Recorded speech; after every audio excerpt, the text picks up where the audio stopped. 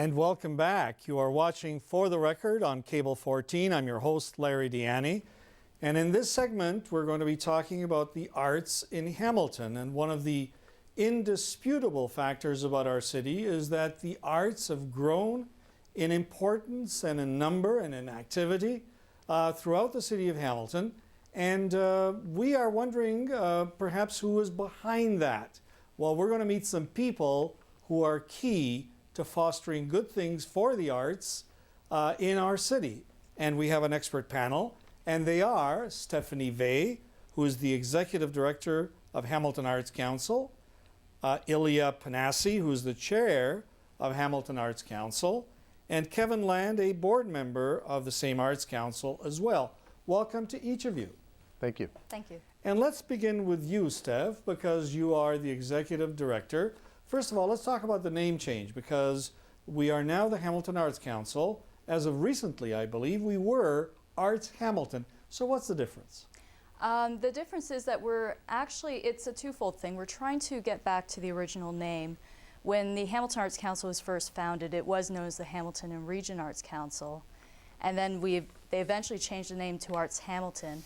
So in changing the name back to Hamilton Arts Council, we're getting back to what the core mission is that we are a service organization that represents all of the arts in Hamilton.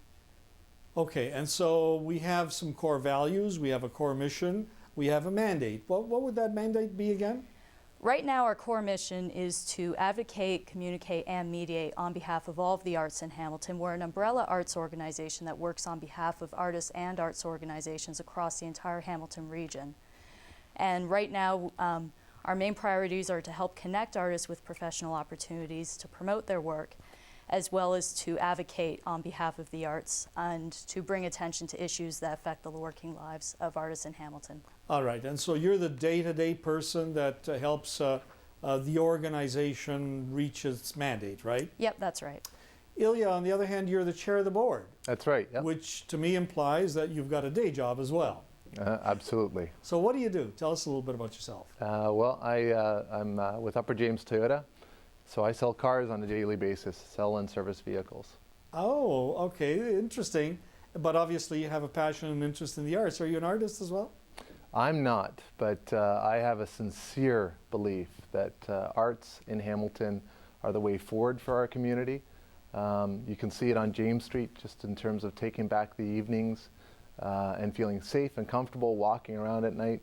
And the progressive things that have happened on that street are a great example of what the arts can do for this city at large. Well, you know what, and there are many of us who believe that observation, and I think more and more Hamiltonians are starting to see that as well.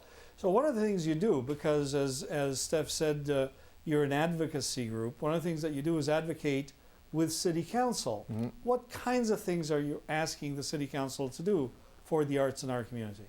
Well, most recent example would be the Hamilton Arts Council was part of a delegation to City Council to encourage Council to continue funding for the Hamilton Arts Awards, and that's obviously because it provides artists with much needed recognition here within the city.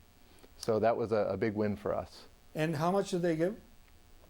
Great question. I think the total amount is $22,000. Steph, is that about right? $26,000. $26,000. Yeah. All right, there you go. And obviously that helps. What's the global budget, Steph? I should have asked you perhaps for the organization. For the Hamilton Arts Council, you mean? Right now we operate on a very minimal budget, annually speaking about $175,000. Okay, so that is really to do the kind of work that you're doing, that is a minimum budget. Mm-hmm. Kevin, you've got a long history with the Arts Hamilton Arts Council as well as advocating with the city to try to get some funding. What other things does the Arts Council do for Hamilton artists? And you're an artist yourself. I am indeed. I'm a playwright. But the organization itself does a lot of stuff that goes under the wire. We do a fair bit of individual advocacy in terms of over-the-counter information, resource providing. We go back to the late '60s when we first were founded, and we became a charity in '73. And initially, we were doing a lot of programming, but now we moved into a much stronger advocacy role. Now, Kevin, is that because the programming is being done at the street level, as it were? Yes. Or is that because the advocacy was missing, because people were so busy doing programming at the street level? Well, there was an awful lot of, when we began, there was very little activity of that level for programming. With the diversification of organizations that have emerged in those years, we have found the need to be less incumbent upon us to take that on. In fact, many of the programs we began have been taken up by other organizations, things like ArtBus. But where it had never changes is the importance of advocacy and getting the word out there for artists. Very good. And Ilya, let's come back to you just for a moment as well, because you're someone from another background. You, as you say, you sell cars for a living, and yet you're involved in arts events and the Arts Council as well. Mm. How can others who may be interested but think perhaps erroneously that they need to be artists in order to contribute, how can they be encouraged to participate, and what can they do? Well, first and foremost, the more people that get out to events, the better. It's about the experience. But as Stephanie mentioned earlier, we do run on a very, very limited budget, and we're trying to represent artists from all disciplines. So to be able to undertake that task, we're very, very fortunate to have support from community partners such as ArcelorMittal Dofasco, the Ontario Arts Council, and also the City of Hamilton. And recently we've welcomed new partners in the arts, such as David Premier Architects Inc., Bavco Construction. There's a slew of others as well, such as the Hamilton City Library, Scotiabank.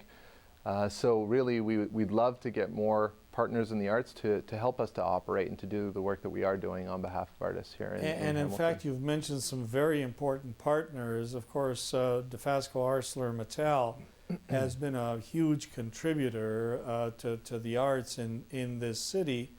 And you've mentioned some individuals as well who are notable for their contribution to the community as well.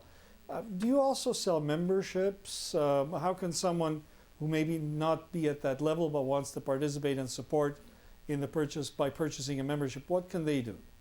You know, absolutely. Memberships, you can visit us at our King Street address. Come in and grab a membership. The memberships are very, very cost effective, and there's a slew of member advantages that you'll receive just by being a member, whether you're an artist or whether you just want to be part of the community and stay in tune with what is going on. So membership is a great way to do that. And Stephanie, where exactly is your office? Our office right now is located at 279 King Street East, better known as the office across the street from Danger's downtown. We do have regular office hours from Tuesday to Friday, 12 to 5 p.m., as well as Saturday, 10 to 5 p.m. Okay, and we will have contact information on the screen as well for people to note. What is the arts venue on James Street that is just opened up? Is that part of your organization? You would be referring to the Hamilton Artists Inc. new gallery? Artists Inc., yeah. Yeah, that would be a separate organization from ours. Okay, so then how many of the artists do we represent from the City of Hamilton? Is everybody who's an artist may not be a member of this organization? How does that work? Well, right now we have a membership of about 200 individual artists, as well as it has increased in recent months, actually. We're now up to close to 50 arts organizations that are members. As far as the individual members go, we do also have quite a few businesses and members of the community at large who aren't necessarily artists or involved in the arts, but who want to be engaged, who want to come out to events, who want to be part of that story with the arts in Hamilton. So we do welcome them as well. Fair enough. And I know that we've got some events coming up as well, Stephanie. Do you want to tell us about that? Sure. What we do have coming up on November 14th, that's on a Monday evening, is the 18th Annual Hamilton Literary Awards, which are presented by the Hamilton Arts Council, previously Arts Hamilton.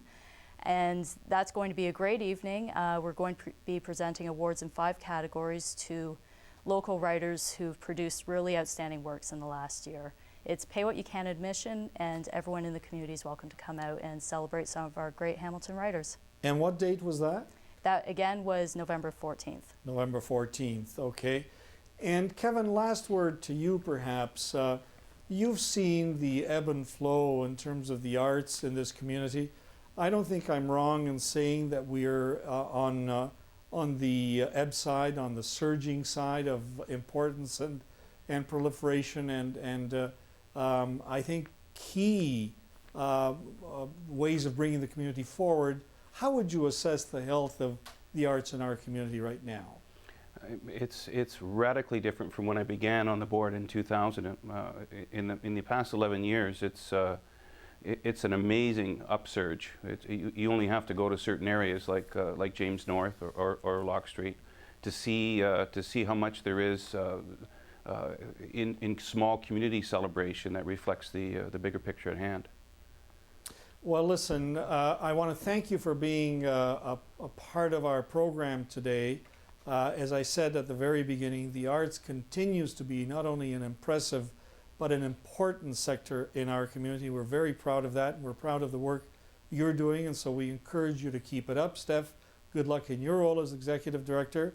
And Ilya, thank you for stepping up to the plate. Hope you sell lots of cars. I do too. And Kevin, not only is your role important as a board member, but also as an artist. Thank you.